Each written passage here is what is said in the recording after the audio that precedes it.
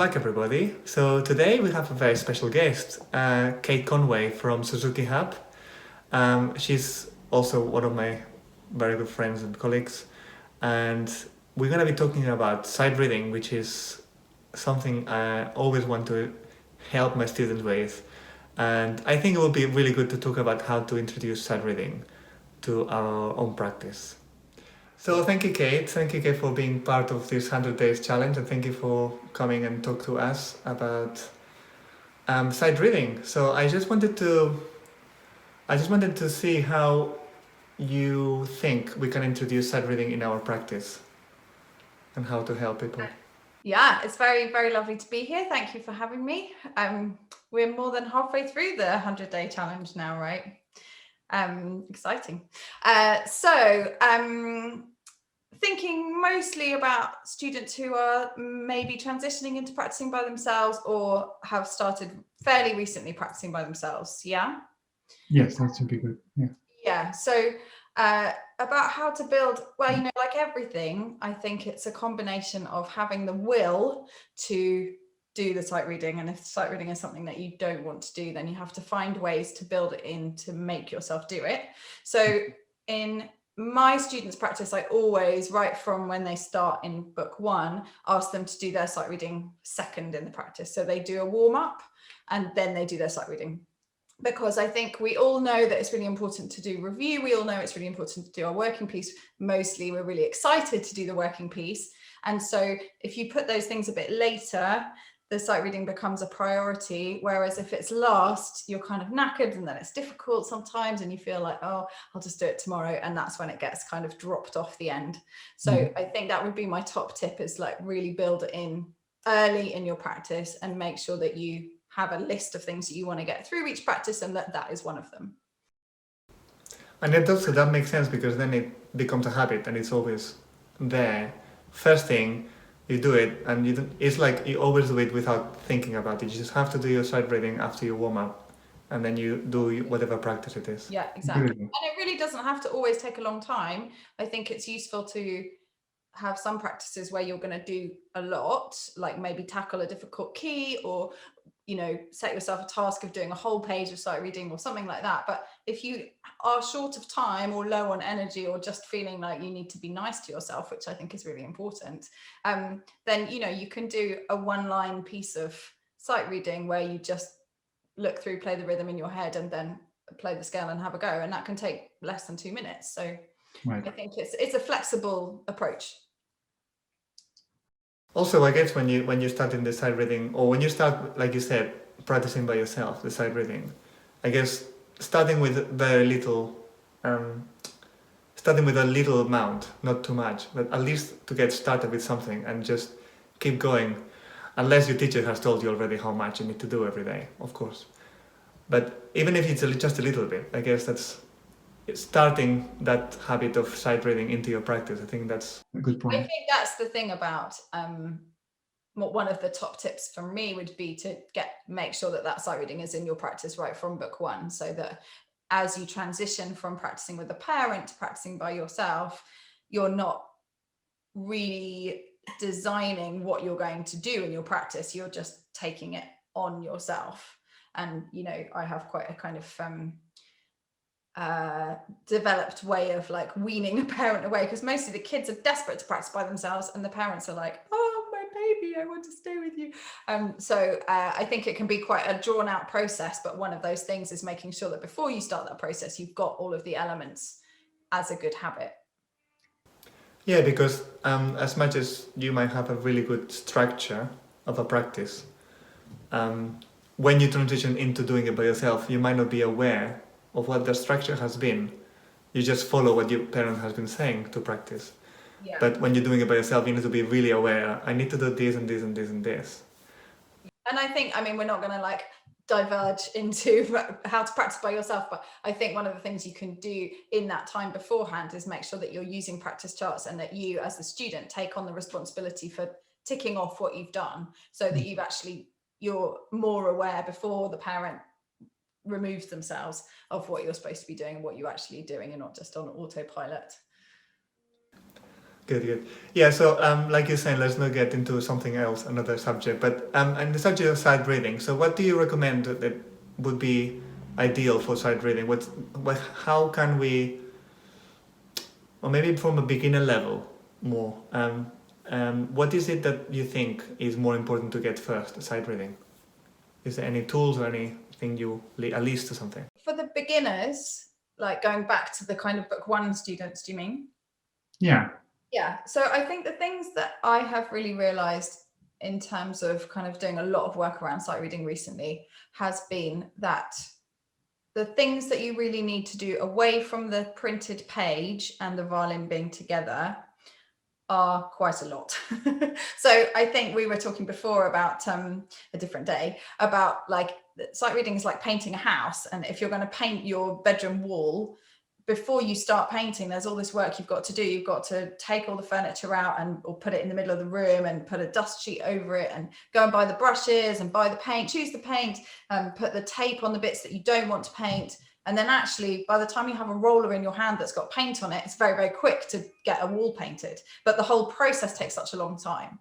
And I think that sight reading, both in the kind of big picture and small picture, is like that. And that's a really good way to think about it, is that before you start sight reading, so for the book one students, what you've really got to know is how to step up and down, skip up and down, and jump up and down on your violin.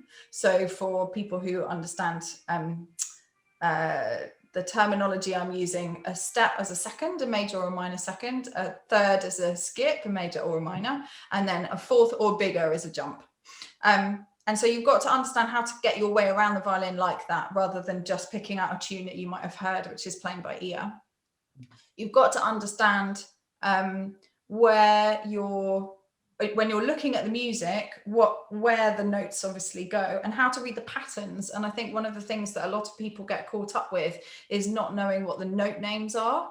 And if we're talking about a 4 or 5-year-old, it doesn't really matter what note it is. They don't know a C sharp from a C natural. And so reading patterns between the notes is a really brilliant way to get out of that problem of not knowing. I'm just going to get a book.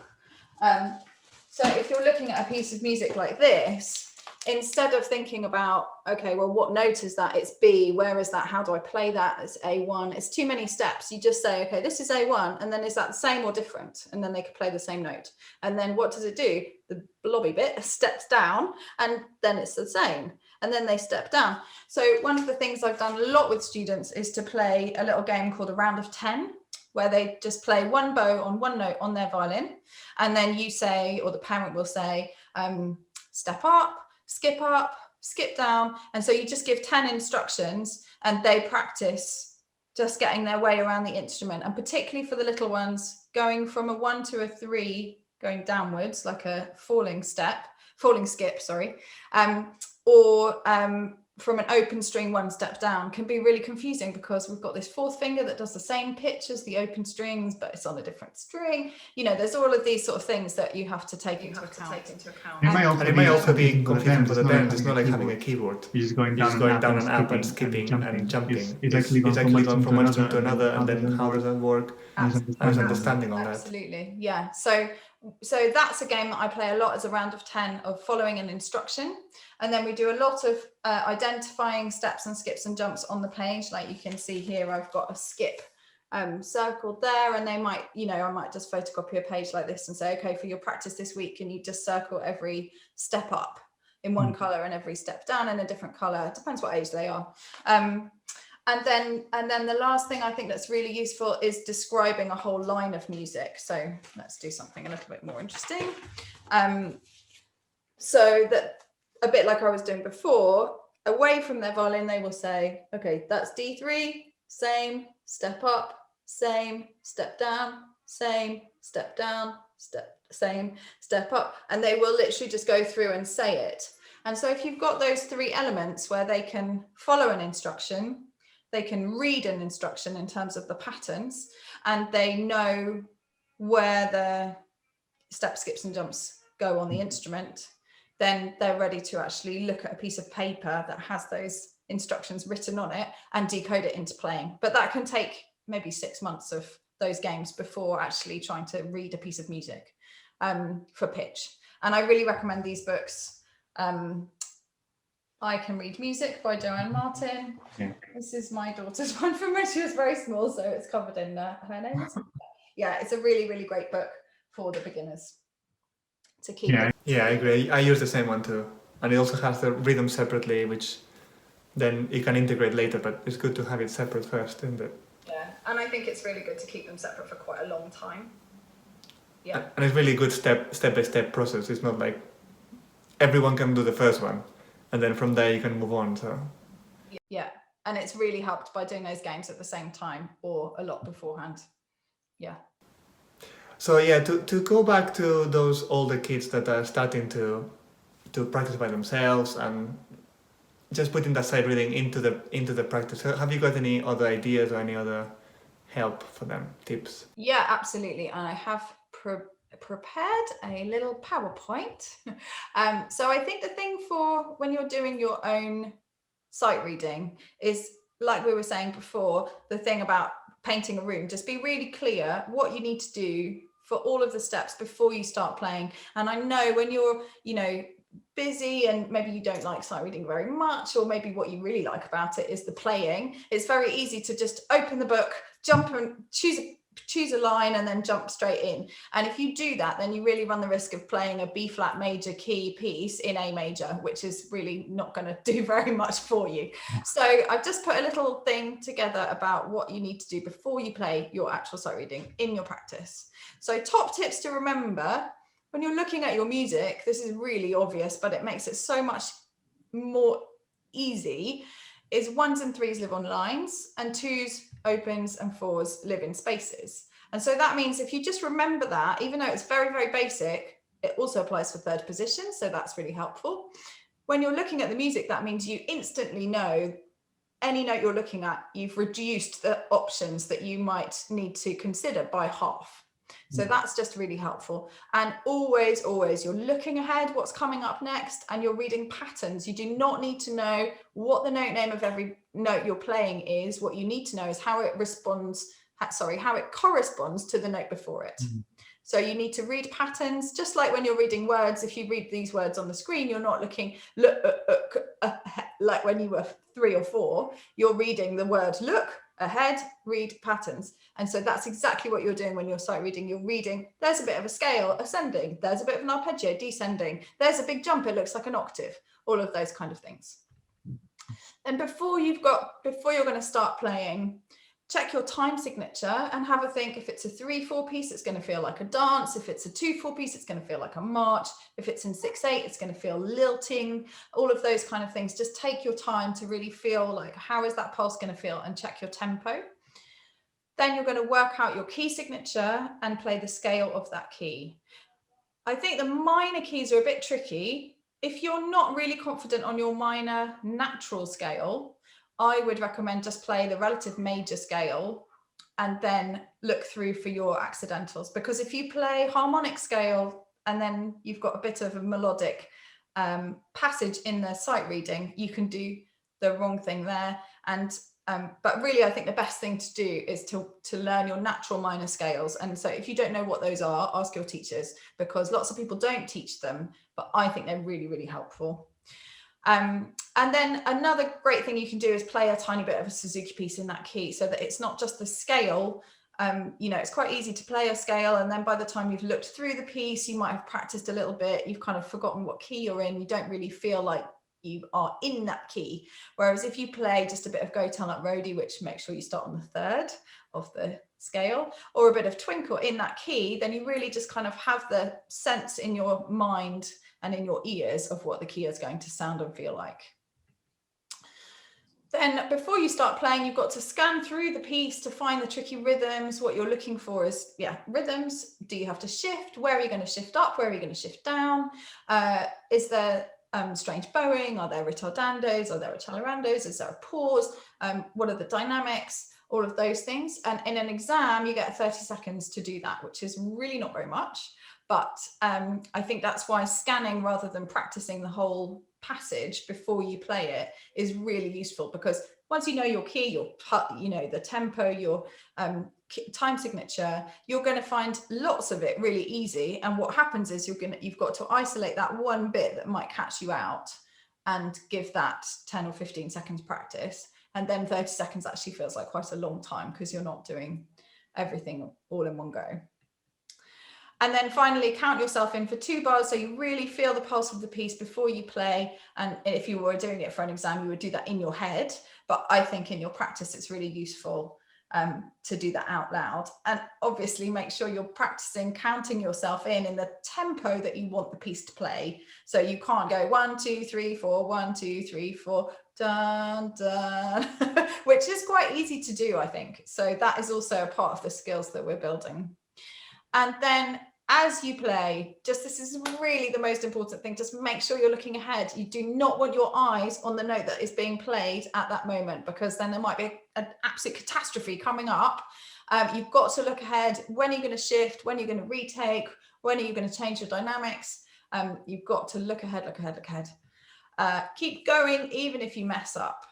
I think this is really difficult for a lot of Suzuki kids to understand. Well, not even Suzuki kids, just players, musicians, that most of the time when we play a piece, if you make a mistake, you're going to want to go back and fix that because you're practicing it. And this is sight reading as part of practice, but it's like a kind of performance. So you want to have that sense of keeping going, even if you know that you should be in 3rd position. You don't go back to where you should have gone into 3rd position. You go into 3rd position as soon as you can and sort of pick up as where you're supposed to be. And I think it's helpful to imagine that you're playing in an orchestra where you will be carried along by all the other people. And if you mess up a bar, you just come in the next bar, but at the right time, rather than going back and fixing it like you would in your private practice for your pieces. So I think that's a difficult skill to develop, is that self-control to keep going. And lots of teachers will cover up the music as you go, which everybody hates, but it's really useful. And then while you're playing, if you can play as if you know it really well, play with loads of confidence, even if you're totally faking it and you're thinking, oh my God, that hard bit's coming up next and I don't know what's going to happen. You know, it will sound much more pleasurable to listen to. It will give your audience the impression of being a much more polished piece of sight reading. And you will feel better about it, even if there's a bit in the middle that goes wrong. If you've played the bits that you can play with really good confidence, then it will be much more impressive overall. Great, that was really brilliantly clear. Thank you. There's a couple of things that stood up from what you said, apart from all the clear stuff, which is, first one, the fact that you might be preparing those sight reading for a longer time than 30 seconds. But that's okay when you're practicing, because that's exactly what we're doing. We're practicing for sight reading. We're not doing an exam test. We are practicing. It's like when you practice, you're practicing something slowly, taking time. You know, it's all the preparation. It's a slow process to get into something that you will be able to do in 30 seconds. But first you need that to be much, much bigger. And then by doing it every day, that will get faster and faster in your head. Exactly. Yeah, absolutely. So when you're doing all of that, play the scale, play a little bit of Suzuki piece, feel the rhythms, you know, all of that stuff does take a while. And you might, for a 1-line piece of sight reading, you might spend 3 minutes preparing. But as you say, that's part of practice. And that 3 minutes gets shorter and shorter as you get better at it. And, you know, especially with keys, you get to the stage where, like, Guillaume and I don't have to look at a key and say, oh, it's G major, I'll just play a G major scale. But that is part of what we both did when we were kids, is to work out, yeah, you have to play it and embed it until you know it well enough to just recognize it and then be able to do it. Yeah. And that, well, what you said, as kids, actually in Spain, sight reading is not as big as in UK. And that was my second point, is why do we need to do sight reading? Because many children might feel like, I don't need to do, I know how to read, I don't need to do sight reading. So why do we need to, not just in our practice, why do we need to sight read in general? What is it so important to sight read? Yeah, well, I think especially at the moment, that's a really good point, because many of us are not doing the things that we need sight reading skills for at the moment. And so I think, you know, if you are lucky enough to have a school orchestra or a school band that reads from music, or you want to join your local youth orchestra or the National Youth Orchestra, or, you know, play string quartets with your friends, or any of those things, your life is going to be immeasurably made easier by being able to sight read. That one of the great pleasures of being a musician is that you can kind of go, how about we just have a go at this? And you put it on the stand, and then out comes some music. It's not perfect, but it can be really pleasurable to do that. Whereas if your version of trying a new piece is like really painful, then you're never going to want to do that, and you're not going to get to the stage where you can just make music and get pleasure from it in that way. So I think especially at the moment when we're in lockdown and we can't play in orchestras and we can't play string quartets with our friends and all of that stuff, you know, it's hard to remember. But if you keep your sight reading going over the next few months, when hopefully in September, I think we'll be back in orchestras and things, then you will be really feeling confident, and that will just make it much more, that word again, like pleasurable to play in orchestra. And I think the other thing for sight reading is, if you are requiring any piece that you want to learn to have been recorded so that you can listen to it to work out how it goes in order to learn it, then you really shrink the number of pieces that you can play, even with YouTube and Spotify and all these amazing resources we've got now. Whereas if you know, if your friend says, I've written a piece for violin and piano, will you play it for me? And you can't read what the music says, then you have to say, no, I'm sorry, you've got to go and ask someone else. But if you are able to decode the music, you're also able to listen to something and play it by ear. Then, you know, this is one of the great things about Suzuki, is that we've got all of the boxes ticked. You can be in a band where you make up your own stuff. You can play in a band that you do covers of pop pieces or jazz classics that you've only ever heard and not seen written down. But you can also play a piece that someone's written that's never been heard before. So I think that's really, you know, just to make sure that you're the most well-rounded musician you can be, that you have all those options available to you. And everybody likes one thing more than the others, I think. Well, not everybody, most people have a preference, but that doesn't mean that you should just ignore the ones that are not your preference. No, but you're right, because then the other problem with sight reading is when you get really good at it, you might be always trying to read the music, and having the Suzuki training and listening and all that makes you sight read something, and then you might read it another time and it's already kind of in your head, because the process of listening and learning it by memory is much quicker. So if you have both things, like you said, the listening and the reading at the same level, then that makes the best way possible to be a musician. Yeah. And I think the other thing that's really important for everyone to remember, and for teachers to remember, to remind the students and their parents, and for us to remember that they might have misunderstood, is sight reading. The definition of sight reading is reading a piece of music you've never seen or heard before. So once you've seen it once, it's not sight reading. And if you've ever heard it before, you're not sight reading. So you cannot, by definition, you cannot sight read your Suzuki pieces.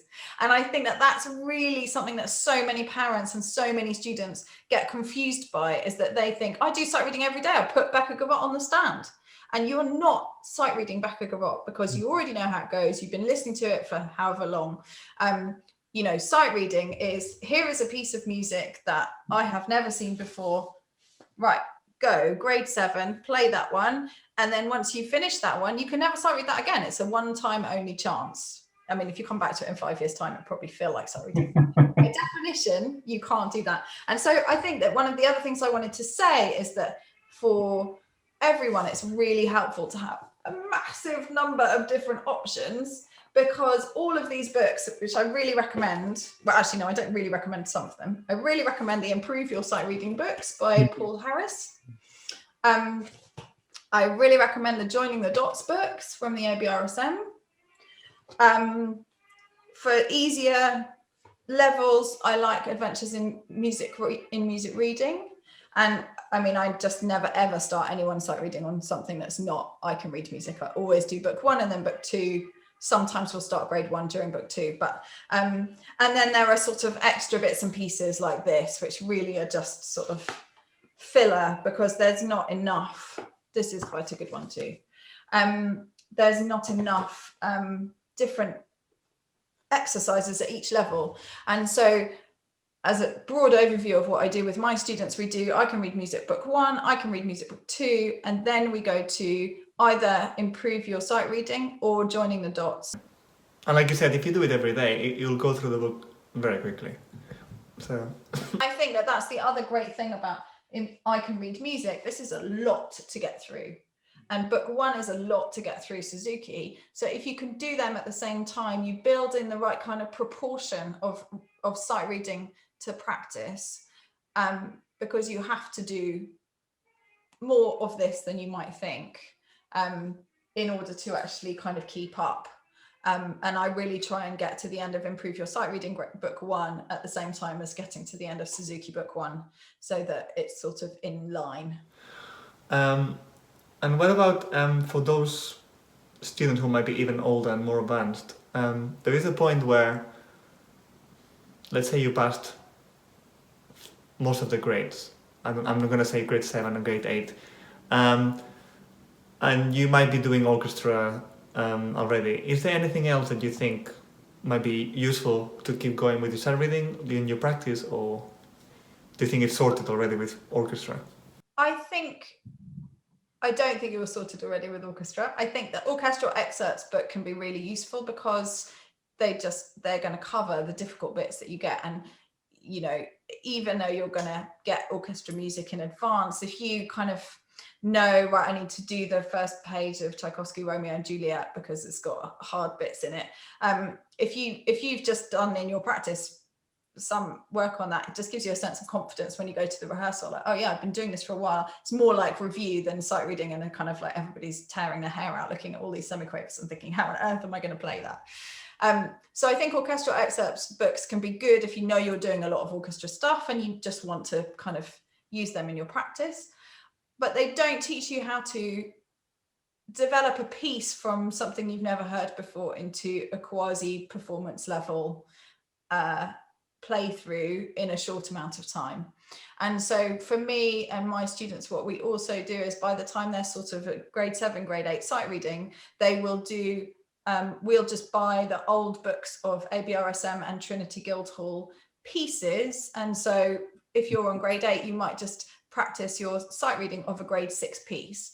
And obviously they're quite chunky pieces, so you might not do the whole thing in one practice, but you know, can you present the first page after 5 minutes of preparation as if you've been playing it for 6 months, or as if it's a piece you knew when you were at grade 6? And I think that those kind of things, and especially now we've all become so much better at technology, lots of those pieces have got backing tracks on YouTube, and so you can actually give yourself a target, right, in the next 15 minutes can I make my teacher think that I've remembered that I used to play this piece and I loved it, and here it is with the piano part, and can I put that together really quickly? I think that's a really great skill to have. And also in practical terms, if you're a teenager who's done grade 8, you're probably eyeing off things like playing at people's weddings, playing for parties, making a bit of money on the side when we're allowed to have parties again.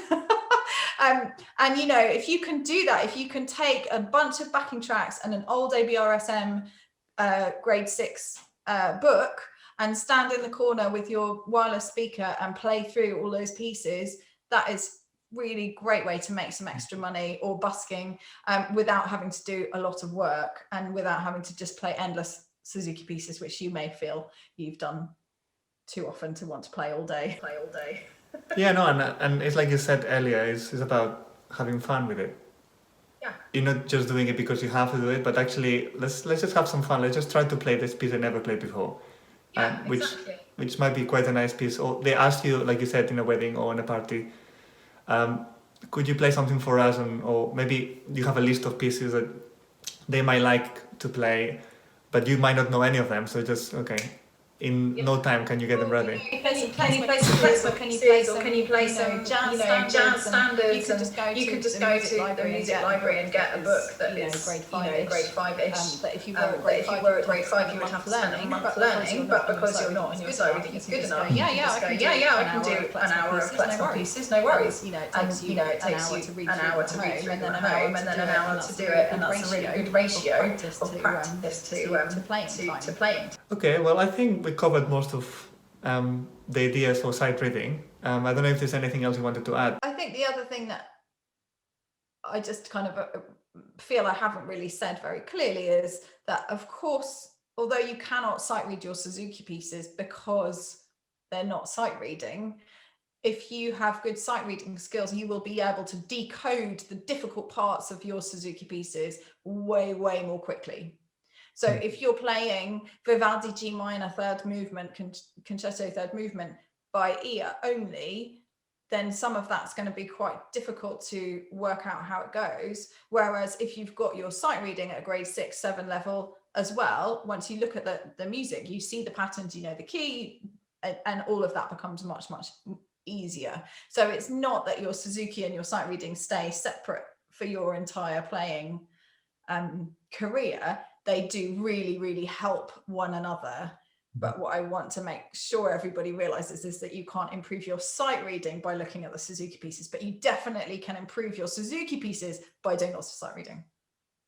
Right, sight reading is a skill that you can use for learning a piece. It's not just for sight reading. Sight reading is like something to practice to get into being able to read properly anything, whether it's at sight or whether it's properly taking time and spending, when it's really something really hard, like even for me, really hard piece, you're gonna have to go through the piece and read it properly, not get any mistakes in and stuff like that. So yeah. So thank you very much, Kate. That's very clear.